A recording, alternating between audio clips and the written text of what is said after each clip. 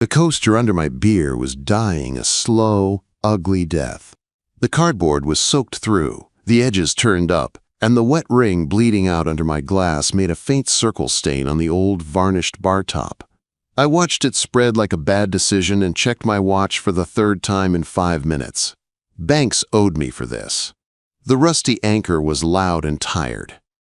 Tin ceiling, neon signs that hummed, lemon cleaner fighting with the smell of old beer. Somebody's sad classic rock playlist echoed off the walls. Friday night, in a place that did not deserve Friday night. I was supposed to be on a blind date. Banks had said it with a straight face. She's perfect for you, man. Smart, stubborn, and she needs someone who understands buildings more than brunch. I told him he was full of it. He laughed and sent me the time and place anyway. So I sat at the bar in my usual gray t-shirt and worn jeans, boots on the rail, trying to decide if this was a joke or a pity project. I wasn't the blind date type. I was the does calculations in his truck at midnight type. The guy you called when your beam sagged or your floor sloped enough to make drinks slide. The door opened behind me. I felt the rush of cold night air on my neck. I didn't turn right away. I took another drink, told myself it was just another couple or some regulars. Then the air shifted. Voices dipped. A few heads turned. I glanced at the mirror behind the bar. She walked in like she had somewhere important to be, and this was a stop she couldn't skip. Black dress, simple but clean lines. Dark hair loose over her shoulders, eyes sharp, scanning the room, not hunting for attention, hunting for something specific. When her gaze landed on me in the mirror, I forgot what time it was. She came straight toward me. Boots, not heels. That was the first detail my brain grabbed. The second was the strip of white primer smudged along the inside of her wrist, and the strip of blue tape wrapped around one finger. Work marks. They did not match the dress. "Sawyer?" she asked. Her voice was low, steady, with a tired edge like she had argued with the world all day and showed up anyway. I turned on my stool. "Yeah, that's me." She held out her hand. "Adeline." I shook it. Her grip was firm, not dainty. Her fingers were rougher than I expected. That small fact hit me harder than the black dress. I opened my mouth to say something normal. "Nice to meet you," or "Banks set this up." She beat me to it. "This isn't a date," she said. Then she reached into the giant tote bag hanging on her shoulder, pulled out a rolled blueprint, and dropped it on the bar between us. The bartender raised an eyebrow, then moved down to refill someone's beer. The blueprint thunked down like a third person joining us. Adeline spread it open with quick hands. The paper was creased, smudged with pencil, coffee, and what looked like drywall dust. Hudson Hall. My brain snapped into focus. I knew the name. Old Municipal Hall on the edge of the city. Brick, big windows, beautiful trusses. Empty for years. People talked about it like a ghost. "The city inspector comes in 6 weeks," she said, smoothing the page with both palms.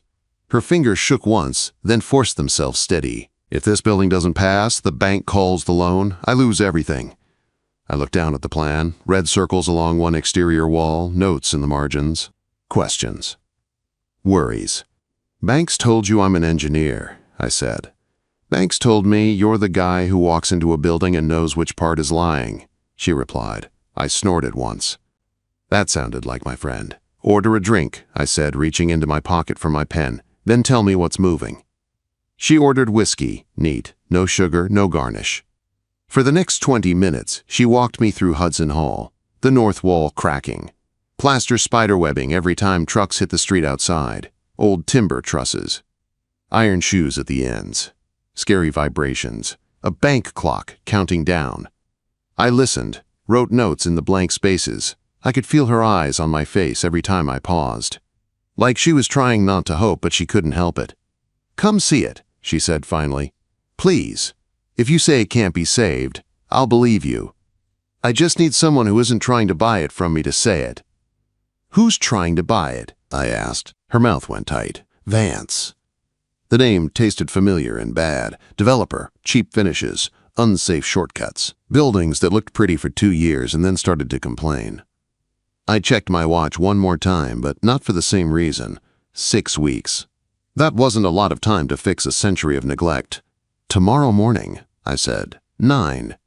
Relief hit her so hard it showed in her shoulders. Her fingers loosened on the edge of the blueprint. Hudson Hall, main entrance, she said. I'll be there. We finished our drinks. We didn't talk about favorite movies or hobbies. We talked about load paths and rotten sill plates. When she laughed once at something I said about city inspectors loving clipboards more than coffee, it was quick and real. It got under my skin. When she walked out, she left the blueprint with me. I folded it careful, not like she had, like it was something that mattered. The next morning, Hudson Hall smelled like history in a long leak. I parked in front, killed the engine, and just sat there for a second. The building rose up from the sidewalk with big arched windows and a brick facade that was more scar than wall in some spots. Old carved stone letters spelled out Hudson Municipal Hall over the door. Someone had painted over the old city seal, but you could still see its outline under the new gray. It was beautiful and tired, like it had been waiting a long time to be useful again. Adeline stood at the front doors in work boots and jeans, flannel shirt rolled to her elbows.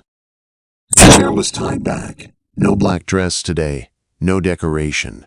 Just a woman who looked like she had been at war with a building and lost some rounds but refused to surrender. "You're on time," she said. "I like old buildings more than blind dates," I answered. That got me the first real smile. It hit like sunlight through dusty glass. Small, but strong enough to change the room. Inside, the hall opened up into a wide space with tall windows and a balcony level. Dust floated in the beams of light. Every step echoed. The air tasted like pine, rust, and plaster. "North wall," she said, leading me across the creaking floor. "Watch your step. The boards near the corner are iffy." She knew her building. That mattered. At the wall, she pointed up. "Every time a truck hits the street out front, the cracks grow. I patch. They come back." I didn't answer. Not yet. I walked up to the brick, pressed my palm against it, and closed my eyes. People think engineers only use calculators. The truth is, after enough years, your body becomes a sensor. I could feel low vibration humming through the masonry. Not much, just enough to be a problem over time. I tilted my head back and traced the line up to the trusses. The timber looked good on the surface. Old growth, big sections, no obvious splits. But where the wood met the iron shoe, the metal bloomed dark with rust. Rust swells as it grows. It pushes against whatever holds it. "It's not just the wall," I said quietly. "It's the connection." Adeline stepped closer, following my line of sight. "We sanded the rust and sealed it," she said. "I thought that would help." "You cleaned the symptom," I said, "not the cause. The iron is crushing the brick from the inside out. And the roof is using that as a bearing point. Every truck that hits the road out front shakes this connection. It gets worse a little bit at a time." Her face went pale. She hugged the rolled plans tighter to her chest. "Can we fix it?" Quote. "We," I repeated. Her eyes flashed. "I bought this place with my grandmother's inheritance. There is no safety net. I am the owner, the general contractor, the painter, and the person who cleans up after the guys who quit because it's too hard. I'm not going anywhere." There was a tremor in her hand, but her voice stayed level. She wasn't asking to be saved. She was asking to be told the truth. "It's surgical," I said. "We shore the roof with temporary supports. We open the wall around the bearing. We replace or reinforce the connection. Then we stitch everything back. Done right, it will outlive both of us." "And wrong?" she asked. "Wrong, it fails when the hall is full and you're the one on the news," I said. I didn't sugarcoat. Sugar kills people in my line of work. She exhaled, slow and tight. "I have a budget." She told me the number. It was small enough to make me want to laugh. I didn't. "That covers materials," I said. "Barely." "Then I am the labor," she shot back. "Teach me. I'll do whatever you say." I watched her for a long moment, the tape on her finger. The paint in her hair, the dark circles under her eyes, the line of her jaw when she talked about losing everything. I should have said no. Too tight, too messy, too personal. Instead, I heard myself say, "I charge double for weekends." Her eyebrows arched. "Fine," she said. "And I picked the music." I let out a short breath that might have been a laugh. "Deal?" We shook on it. Her hand was warm in mine, steady this time. She looked up at the trusses again, then back at me. "Do you really think we can do it? 6 weeks?" I followed her gaze. The old wood seemed to be watching us. "We don't have a choice," I said, "and I don't miss deadlines." I meant it. I just didn't know yet how many things and people were going to try to make me fail. "Okay," she said.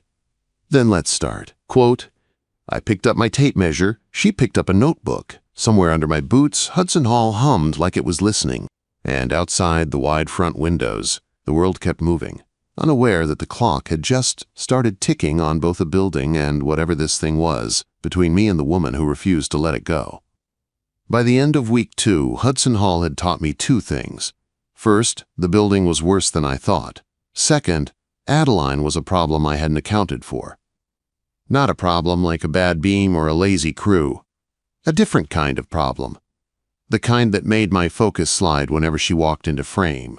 We opened up the north wall and found more rot hiding under good timber. Brick that looked solid until you touched it, then crumbled like stale bread. Iron shoes that had been quietly eating themselves for 100 years. Every time I thought I'd found the worst of it, the building showed me another weak spot. We worked long days. My shoulders ached at night. My hands stayed scraped and stiff. That part 1 was used to. What I wasn't used to was the way my brain kept tracking Adeline without my permission. I'd be on the scaffold with the laser level, measuring deflection at the truss, numbers steady, good. Then she'd walk under me with a stack of shims, hair coming loose from her tie, a streak of white dust across her cheekbone. I'd watch the dust rise behind her boots and miss the next reading. Once, I went to grab a wrench that wasn't where I thought I left it. I stood there for a full second, hand hovering in empty air, staring like an idiot. She looked up from the sawhorse. "You okay?" she asked. "Fine," I said, grabbing the wrench from the next tray over like that had been my plan. My brain didn't agree. My brain liked clean work and no distractions. It did not like the way her laugh pulled my attention faster than any alarm. We were working late on a Tuesday when the building decided to join the fight. A dull thud rolled up from somewhere under us, followed by a sharp hiss. Not air. Water. "Stay here," I said, already moving. I took the basement stairs 2 at a time. The air down there was damp and metallic. My flashlight beam swung over old pipes, stacked chairs, and a standpipe that was spraying a hard, angry stream straight across the floor. The water was aiming right at the temporary electrical panel we'd set up for tools. Perfect. The shutoff valve was old and frozen. I locked a big pipe wrench around it, planted my boots, and drove my weight into the handle. Metal screamed. My shoulders burned. The valve finally gave and turned. The spray collapsed to a trickle, stopping inches from the live box. Behind me, I heard boots on the stairs. "Thought I told you to stay," I called without looking. Adeline ignored that. She came down anyway, jeans damp around the cuffs, flashlight in her hand. She didn't panic. She didn't flail. She grabbed a rag off a shelf and wiped the water line back from the base of the panel, keeping it clear. When she looked at me, her eyes were wide but steady. "That could have lit this place up," she said. "Yeah," I answered, catching my breath. Back upstairs, the office felt almost cozy after the basement. She plugged in a small space heater, pointed it at me, and handed over a towel from a plastic tub marked clean. "Dry off," she said. "If you fry yourself, I can't afford a replacement." "That your way of saying thank you?" I asked. She gave a short, tired half smile. "That's my way of saying this building is not allowed to kill you." I stood there in front of that cheap heater, shirt steaming slowly, while she sat on the edge of the desk, watching me like she was trying to decide if letting me stay in her mess was a bigger risk than a cracked truss. "Back to the Jacks," I said finally. She hopped down. "Back to the Jacks." On Thursday, Trouble walked in wearing a beige trench coat and polished shoes. I was tightening bolts on the mid-span scaffold when the front doors opened. The footsteps didn't sound like workers. No shuffle, no weight of tool belts. Just smooth, confident steps that thought they owned the floor. Ms. Thomas, a man called, voice smooth and loud enough to carry. Adeline was at a work table, marking up a fresh set of plans. She didn't flinch, her shoulders straightened. She set the pencil down slowly and turned. "Vance," she said. Her tone could have cut steel. He walked into the open hall like he was inspecting a stage he'd ordered. Beige trench coat, neat hair, no dust anywhere on him. Another man hovered just behind him, clutching a tablet and looking like he'd rather be anywhere else. "Still playing contractor?" Vance asked, smiling like a wolf in a nice suit. "We're on schedule," she said. "What do you want?" The man with the tablet cleared his throat. "Ms. Thomas, I'm with the bank. As per the terms of your loan, if the building is not certified safe for occupancy by the 15th, 12 days from now," Vance added smoothly, like a man announcing a showtime, "the bank calls the note due, 500,000. He let the number hang in the air. Adeline's fingers tightened around the rolled plans. The paper creased under her grip. Her breathing picked up, just once. Then she forced it back under control. I climbed down from the scaffold. Not fast, controlled. My boots hit each rung in a slow, heavy rhythm, metal, wood, concrete. I kept a big wrench in my hand. Not raised, just present. The bank guy glanced at me, unsure. Vance's eyes slid over my boots, my faded t-shirt, the dust on my hands. "You must be Sawyer Cooper," he said. "The engineer." "I restore landmarks," I said. "And I don't appreciate someone threatening my job site." "This site belongs to the bank," Vance replied. "I'm just here to offer Adeline a simple solution." He turned back to her. "Sell to me today. I cover the debt. You walk away before you drown." Her jaw clenched. "I'm not selling." Something hot climbed my spine. I stepped closer, enough that my shadow cut across Vance's polished shoes. "She isn't selling," I said. The bank representative shifted his weight. "Miss Thomas, we just need to remind you of the risk. If you don't pass inspection, we're installing the final tension rods next week," I cut in, looking straight at him. "Inspection's Friday. We pass. You keep your asset. Everyone walks away happy."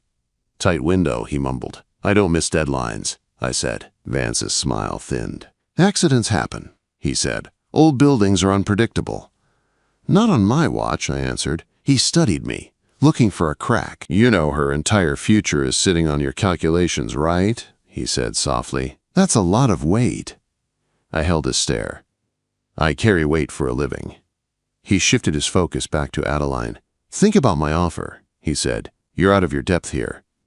This isn't a passion project anymore. It's a liability." Adeline lifted her chin. "This is an active construction site," she said. "Hard hats required. You're in violation of safety policy." Vance laughed once, sharp. "Are you serious?" "Leave," she said. Vance's eyes went cold. He turned on his heel like leaving was his idea. "I'll see you on inspection day," he called over his shoulder. The bank representative gave Adeline a tight, apologetic smile and followed. When the door finally shut, the hall seemed to exhale. I grabbed a bottle of water, cracked it open, and handed it to her. She took it with both hands. Her fingers shook for a second before she got them under control. 500,000, she whispered. "I didn't tell you that part." "Doesn't matter," I said. Her eyes snapped to mine. "Why'd you step in like that?" I thought about saying something easy. "Because I'm nice. Because Banks asked. Because I love a good fight." Instead, I told the truth. "Because I don't like bullies," I said. "And because I know what it's like to watch something fall and wish you'd done more." Her gaze searched my face. "Banks said you don't take risks anymore," she said. "Not since." "Banks talks too much." I cut in. I took a breath. "I don't gamble. That's different. I calculate. And right now, every calculation says you and this building deserve better than Vance." Her mouth twitched like she wanted to smile but couldn't quite manage it.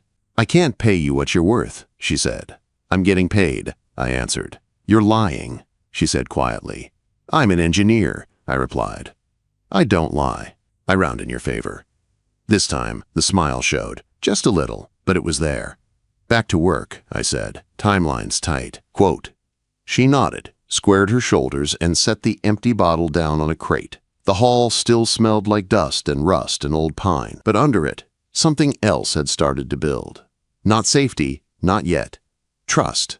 Just a little. And for a man who hadn't trusted his own judgment in years, that was the most dangerous thing in the room. 4 days before inspection, the building reminded us who was boss. We were installing the last steel flitch plate on the north beam. It was the big one, the kind of plate that made the whole structure breathe easier once it was in place.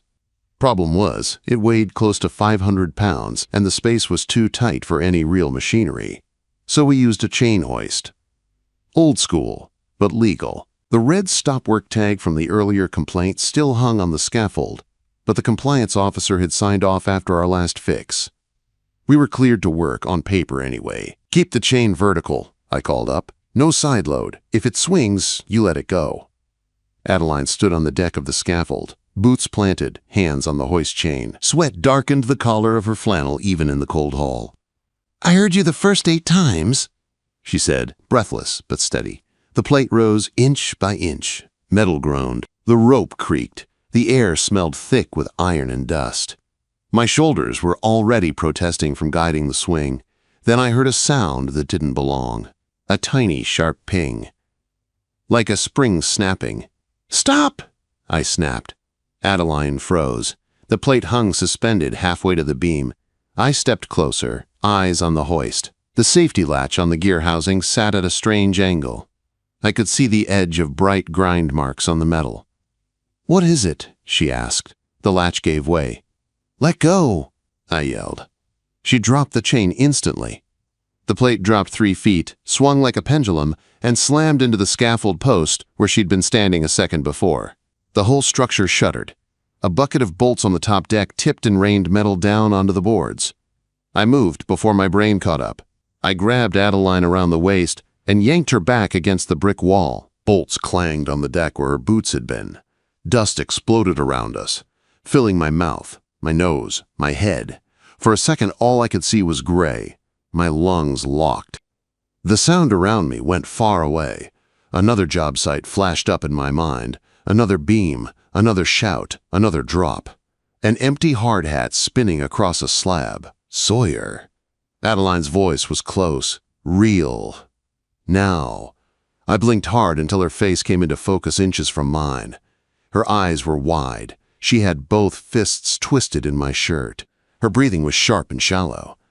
"You okay?" I asked, voice rough. She gave one quick nod. "You?" I let my hands run over her arms, her shoulders, the side of her head, fast but careful, checking for blood, broken bones, anything that meant we were going to the hospital instead of back to work. Nothing, just trembling muscles and adrenaline. I exhaled. "You're not allowed to die in this building," I said. "That's the rule." Her mouth twitched once like she wanted to laugh and couldn't quite manage it. "Yes, sir." My attention snapped back to the hoist. The safety latch looked wrong. Up close, I could see it clearly. Someone had ground the stop down. Not where. Fresh, bright metal marks. I felt heat rise in my chest. "You don't get a failure like that on accident," I said. Adeline followed my gaze. Her face went cold. "Vance," she whispered. I didn't answer. I didn't need to. The building had just tried to turn his threat into our problem. Before I could decide what to do next, the side door banged open. A man in a yellow vest walked in, tablet in hand. Behind him, in a dark coat and smug expression, was Vance. "City Safety Compliance," the vest said. "We got a report of hazardous rigging and an incident in progress." Vance held up his phone like a trophy. "I called it in," he said. "I have footage from across the street. They're using equipment beyond their capacity." The compliance officer's eyes swept the room. His gaze hit the swinging plate, the scattered bolts, the scaffold that was still rattling. He frowned and tapped his tablet. "Stop work order," he said. "Effective immediately. All mechanical lifting and power tools are prohibited until we complete a full investigation. Minimum 72 hours. 72 hours? Adeline's voice cracked. "Our inspection is Friday." "Talk to the permit office," he replied. He slapped a bright red tag on the scaffold. I stepped in front of Adeline, blocking his view of her hand still shaking. "Someone tampered with the hoist," I said. "Look at the latch. That's not wear, that's a grinder." "You can submit your allegation in writing," he said, bored. "Meanwhile, you're done." Vance's smile widened. "I hate to say I told you so," he said quietly, "but I did try to warn you, Miss Thomas. Old buildings are unpredictable." He was enjoying this. Enjoying watching her lose everything under the cover of safety. "Get out," I said. Vance tilted his head. "Excuse me?" "This is an active site under a stop work order," I said. "You don't belong here. Get out." The compliance officer shifted uneasily. Vance's eyes flicked to the wrench in my hand. He took a small step back. "See you at the inspection?" he said, and turned on his heel. The door closed behind them. Silence slammed down just as hard as the plate had. The big hall suddenly felt very small. Adeline sank down onto a stack of lumber. She pressed her knuckles to her mouth. Her shoulders shook once, then again. "It's over," she whispered. "I can't pass inspection without that plate. I can't install it without lifting equipment. If I violate the stop work order, the city shuts me down for good. The bank calls the loan. He wins." I sat on the crate across from her. My heart was still hammering from the drop, and the memory it woke up, but my voice came out steady. "Look at me," I said. She did. Her eyes were bright with unshed tears, but she didn't let them fall. "The order says no mechanical lifting and no power tools," I said. "That's specific. It doesn't say you can't stabilize with hand tools and manual rigging in an emergency." "This doesn't count?" she asked, a bitter edge to the words. "A 500-pound plate almost crushed me, Sawyer." "It counts," I said. "That's why we finish. Safely, correctly, without giving them a reason to call this place a hazard." She stared at me like she was trying to see inside my skull. "You don't take chances," she said quietly. "Banks told me why, about Eric." The name hit like a punch. The memory of a different accident, a different failure, flashed up hard. My jaw locked. "I don't gamble," I said. "That's not what this is. This is physics. Leverage. Wedges. Hand tools. No motors, no gears, no hoists. We do it clean, or we don't do it at all." "And if the inspector walks in and sees us?" she asked. "Then I lose my license," I said, "and you lose your building." The truth hung between us like another heavy plate. She closed her eyes for a second, then opened them. "So why even suggest it?" she asked. "Because the other option is letting Vance win," I said. "And I'm not leaving you here with a half-broken beam and a banker circling like a vulture." Her throat worked. She looked at the hanging plate, then at the cracked plaster, then back at me. "What do you need from me?" she asked. I held my hand out. "Everything," I said. "Your back, your brain, your hands on the wrench. I can't do this without you." She stared at my hand for a long beat. Then she reached out and took it. "Then tell me what to do," she said. We came back after dark. Hudson Hall looked different at night.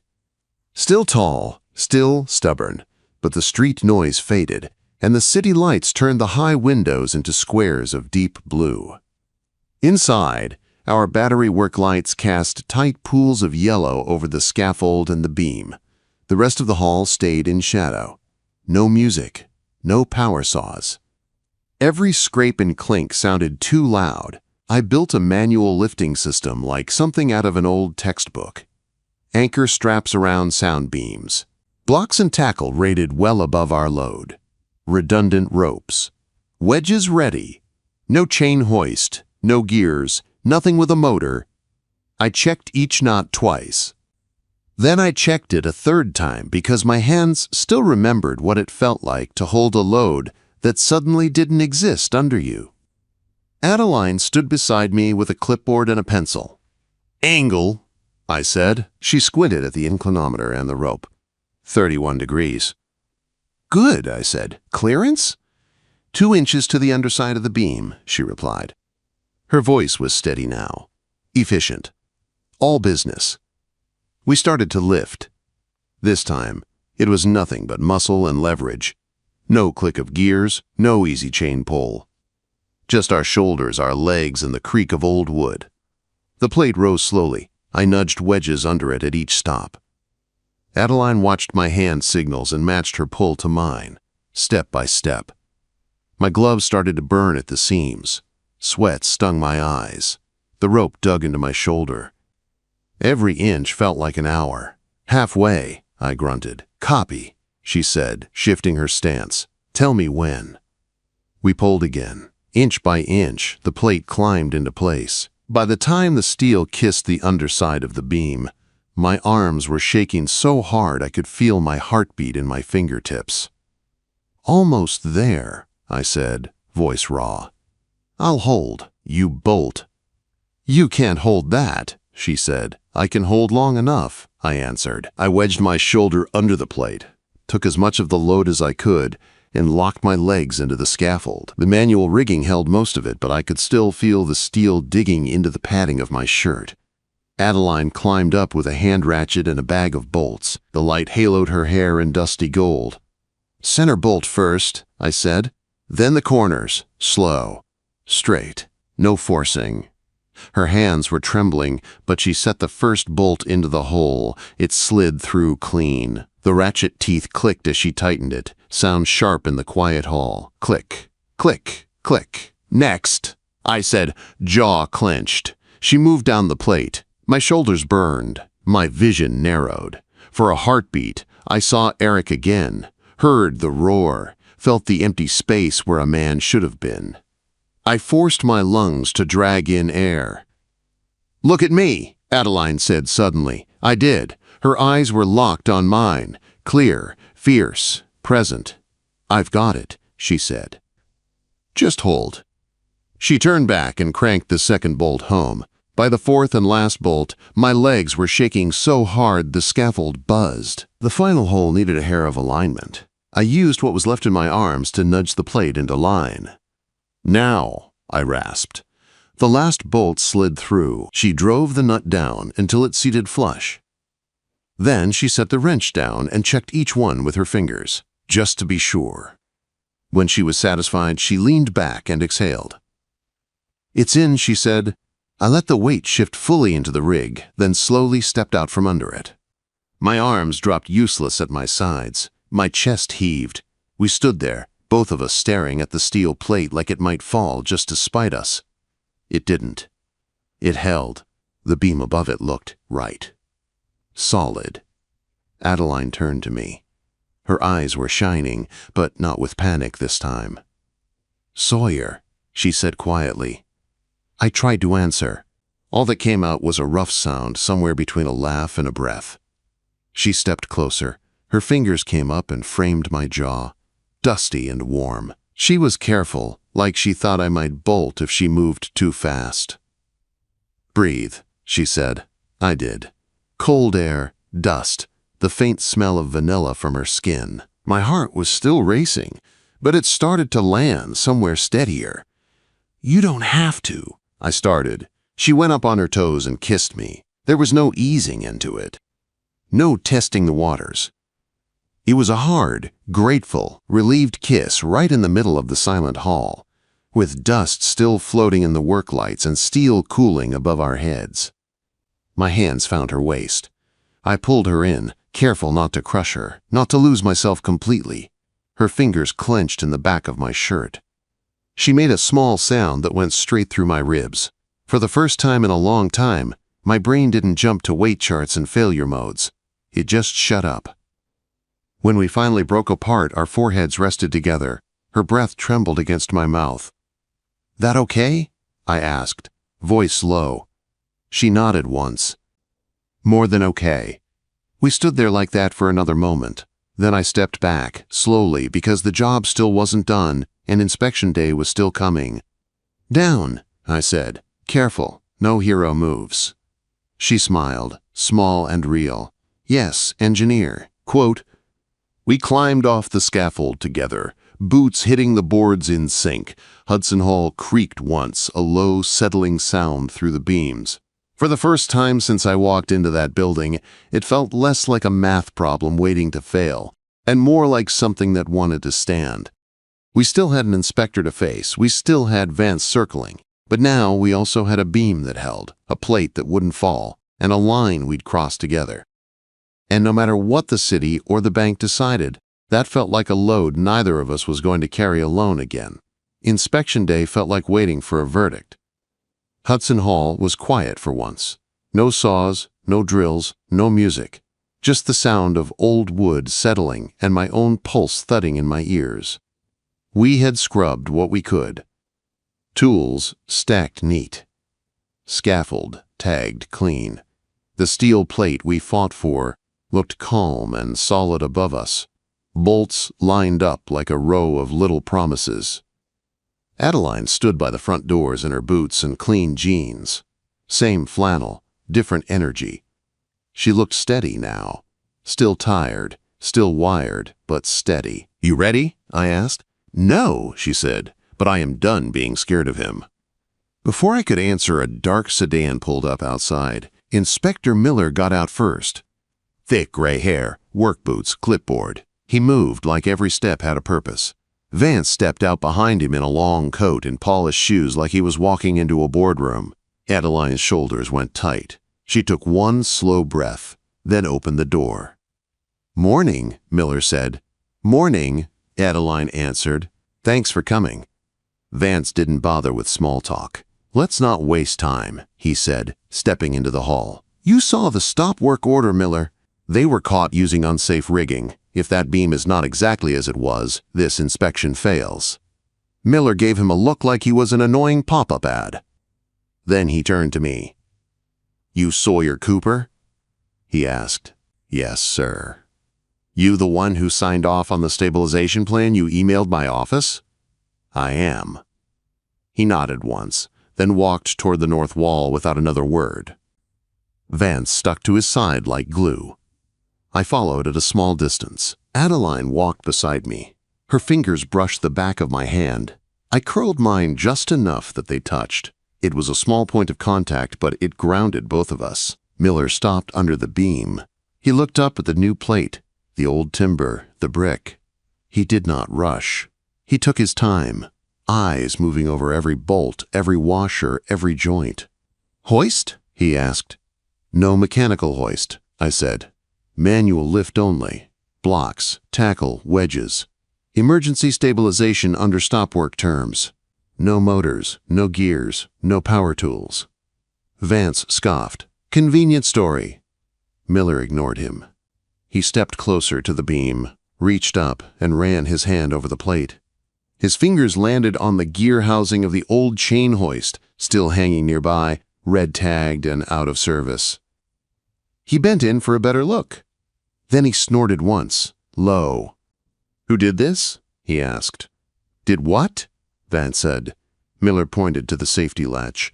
Even from the floor you could see it now, fresh grind marks on the steel. "Latch is cut," Miller said. "That's not wear. That's a grinder. Somebody wanted this to fail." Quote.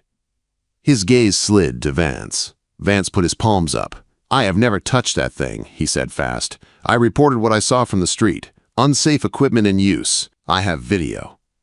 "Yeah?" Miller said. "Show your video." Vance blinked. He hadn't expected that. He fumbled with his phone, pulled up a clip and held it out. Miller watched. So did I. The grainy footage showed the plate mid-air, Adeline at the hoist, me on the deck below. Then the latch slipped. The plate dropped and swung. The video cut off right before I grabbed her. Miller handed the phone back. "So you were standing across the street filming while a load was moving," he said. "Not calling the site, not calling my office, filming. Interesting choice."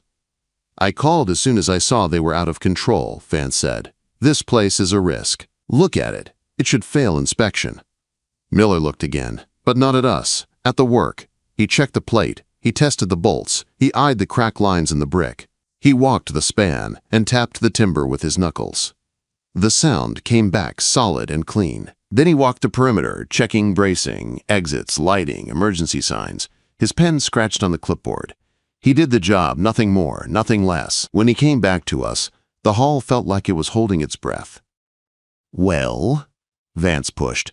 Miller set the clipboard flat against his thigh. "Structure is stable," he said. "Repairs are sound. Emergency work meets code. Hoist is tagged out and will be removed before final permit closure." He checked one last box. Hudson Hall passes structural inspection, he said. Occupancy approved. Adeline let out a sound that was half laugh, half sob, her hand clamped over her mouth. I felt my own lungs unlock. Vance took a step forward. You can't be serious. After that video, after that hoist. You want to talk about the hoist, Miller cut in. His voice went flat. Let's talk about why the latch is ground down.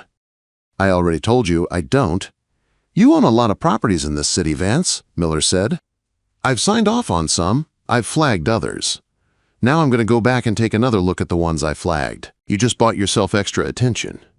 They stared at each other, two men who knew what power looked like from different sides. Miller turned to Adeline. You did good work, he said. Keep it that way. Thank you, she managed. He gave one curt nod and headed for the door. When the door closed behind him, Hudson Hall felt different. Lighter.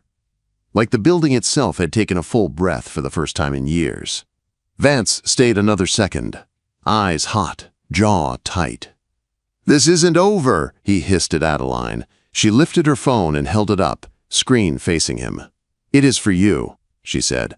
You step 1 foot in this building again. I call the city, the bank, and every donor you ever sweet-talked. He held her stare. For once, she did not look away. Then he turned and walked out. Silence settled over the hall. Not heavy this time, just calm. Adeline turned to me. Her eyes were bright. This time she let the tears fall. 2 tracks down her dust-streaked cheeks. She laughed once, soft and shaky.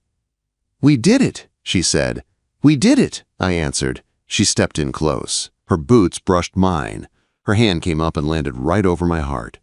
My shirt was still gritty from last night. Her palm was warm anyway. I know you hate risk, she said. I know what it cost you to trust me with those bolts. I swallowed. It was the only move that could work. That is not what I'm talking about, she said. Her thumb moved once against my chest. It felt like someone was tracing a fault line.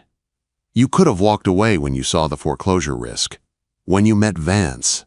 When the hoist failed, she said. You stayed. I stayed because the building needed. She shook her head and stepped even closer. No, she said. You stayed. For me. She wasn't wrong. And I was done pretending she was. Yes, I said. For a beat, we just looked at each other. Then she went up on her toes and kissed me. Slow this time. Not adrenaline, not panic, just choice. I wrapped my arms around her and pulled her in. The building creaked above us, but not in warning. In approval. Banks texted me that night. He sent one line. So how was the joke date? I stared at the screen and then sent him a photo. Not of the beam, not of the plate. Of Adeline standing in the hall in her boots and flannel, hair down, sawdust in the air behind her, smiling like the future finally made sense. Under it, I typed. You were right. A week later, we went back to the Rusty Anchor. Same sticky bar, same bad coasters, same buzzing neon sign over the jukebox. But it felt different because she was next to me, not across the table as a stranger with blueprints. Adeline sat on the stool beside mine, one elbow on the bar, one boot hooked on the rung. Our shoulders touched. It felt like we had been sitting like that forever. This one is actually a date, she said, sipping her drink. You sure? I asked. No emergency load path checks, no bank reps hiding in the bathroom, no surprise inspections. She smiled over the rim of her glass. That smile. The one that wrecked my focus the first night, and still did. Just you, she said. And me, and the fact that my building still stands. Our hands found each other on the bar, fingers laced, simple, sure. I looked at her and let myself really feel it. The weight I had been carrying since Eric fell, the fear of another failure, the empty spaces in my life I had stuffed with work and numbers and safe choices. For the first time, it felt like maybe those spaces were not meant to stay empty. Adeline, I said, yeah? Next time my friends try to set me up on a date, I said, I'm going to listen. She laughed. Next time your friends try to set you up on a date, she said, tell them you're already taken. She squeezed my hand. I squeezed back. Outside, the city moved on. Cars passed. People walked. Life kept going. Inside, At a beat-up bar with bad coasters and better stories, I sat beside a woman who had almost lost everything and chose to fight instead. My friends thought they were playing a joke when they sent me to meet her. The punchline was simple. This was not a joke. It was the smartest thing they ever did.